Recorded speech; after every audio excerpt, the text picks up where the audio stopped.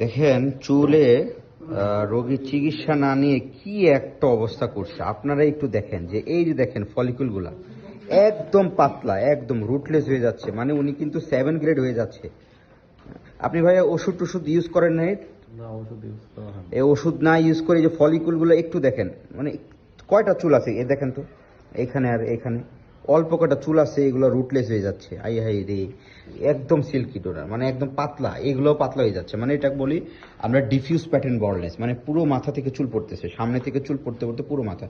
এখন রোগীর বাজেটের সমস্যা, আজকে আমরা এখানে 1500 গ্রাফ হয়তো করে দিচ্ছি, এই একটুক সামনের টুক জাস্ট এভাবে হেয়ার লাইন, আর বাকি চুল যদি রোগী ওষুধ না খায় তাহলে এগুলো এমনই থাকবে। আর প্রয়োজন ছিল রোগী আরো যদি 6 মাস বা 1 বছর ওষুধ খেয়ে যদি হেয়ার ট্রান্সপ্লান্ট করতো, সেক্ষেত্রে আমরা পাইতাম, ডোনারটাও একটু ভালো পাইতাম, বা এই চুলগুলাও মোটামুটি আরো ভালো হতো। সমস্যা নাই, আজকে আমরা সামনে হেয়ার লাইন সার্জারি করে দিচ্ছি।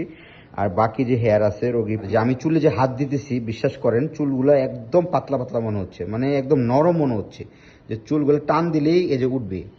তো এত নরম চুলে যদি ওষুধ না খায় সেক্ষেত্রে এই অবস্থা। ভাইয়ের বাসা কোথায়? এমনি বাসা কোথায়? বাসা চাঁদপুরে। বাসা চাঁদপুর থেকে আসছেন? জি।